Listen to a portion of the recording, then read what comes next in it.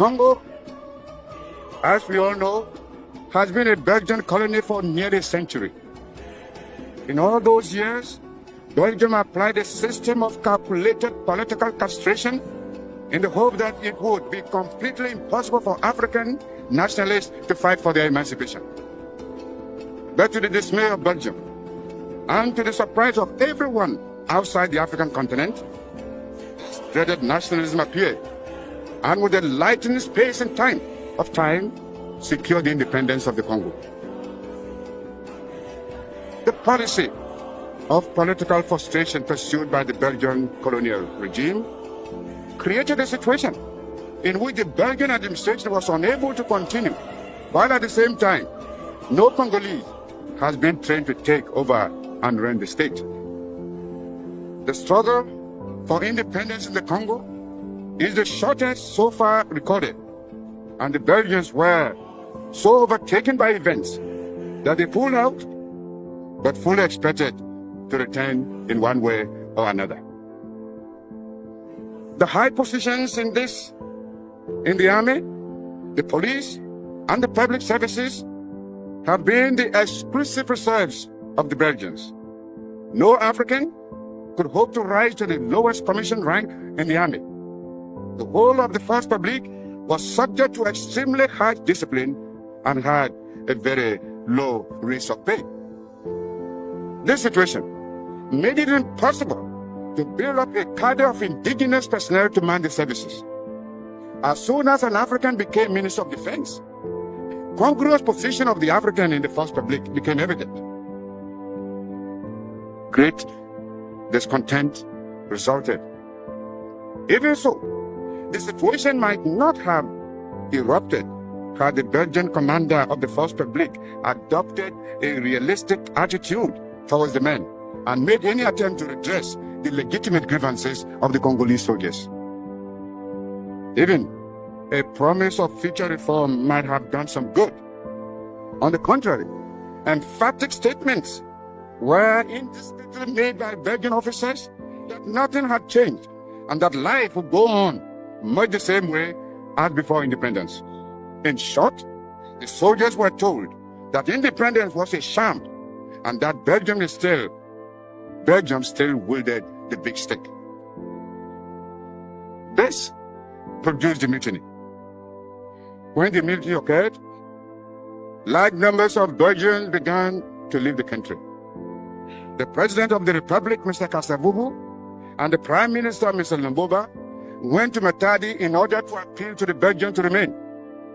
But instead, they were all taken on board ships on the advice of the Belgian consul, while the town was machine-gunned from the air by the Belgian military aircraft and shelled from the sea. Despite the fact that there were no Belgian civilians whatever to protect, Belgian troops entered the town and shot in cold blood a number of unarmed police and civilians.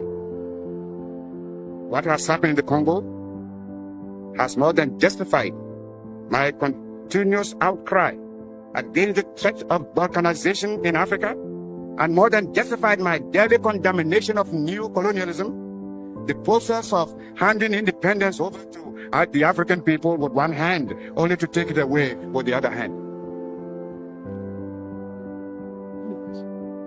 The Congo question is a test case for Africa. What is happening in the Congo today may happen in any other part of Africa tomorrow. And what the United Nations does today must set a precedent or a pattern for what it will have to do tomorrow. The United Nations will be judged by the success or failure of its handling of this Congo situation. Certain propositions seem to me to be self-evident.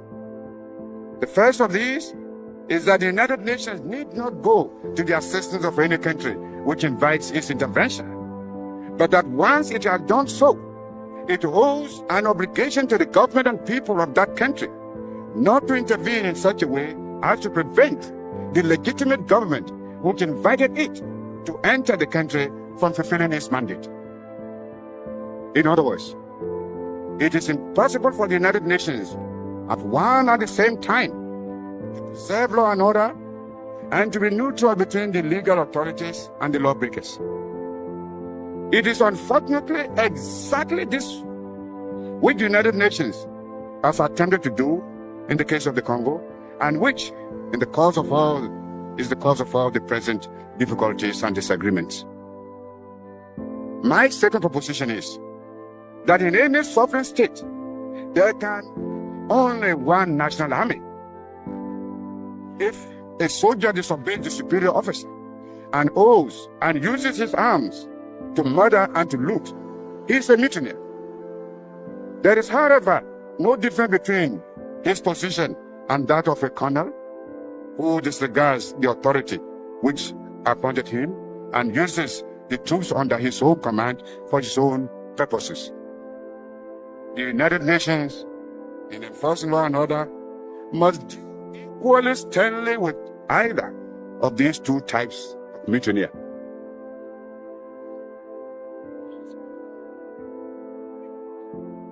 The failure,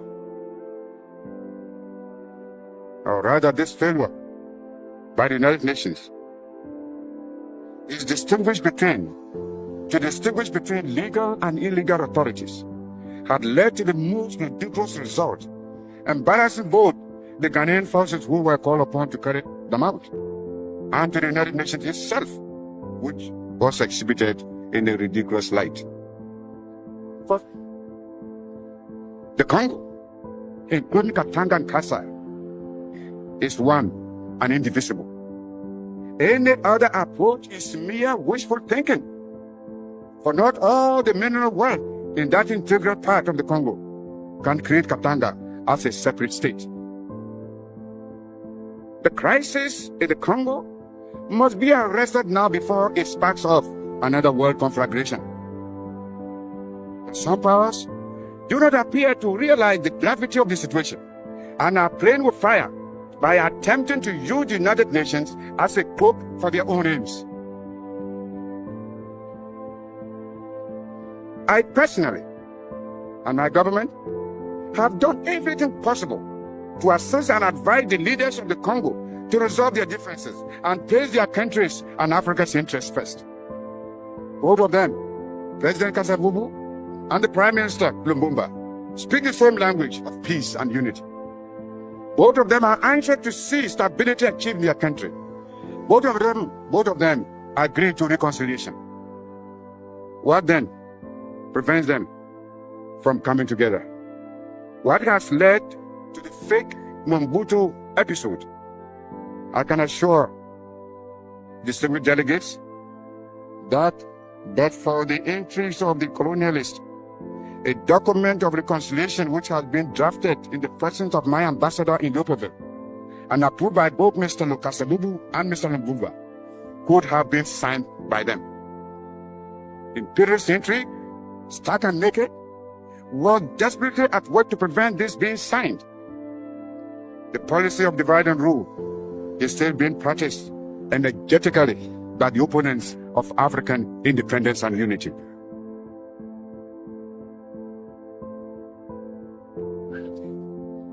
Mr. President and distinct delegates, it's quite clear that a desperate attempt is being made to create confusion in the Congo, extend the Cold War to Africa, and involve Africa in the suicidal quarrels of foreign powers. The United Nations must not allow this to happen. We, for our part, will not allow this to happen.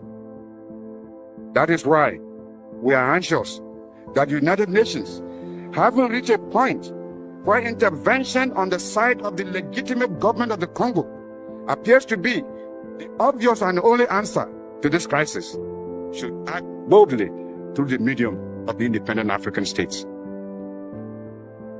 Let these African states act under the canopy of the United Nations and produce the effective result. In these particular circumstances, the Congo crisis should be handed over to the independent African state for solution. I am sure that left to them, an effective solution can be found.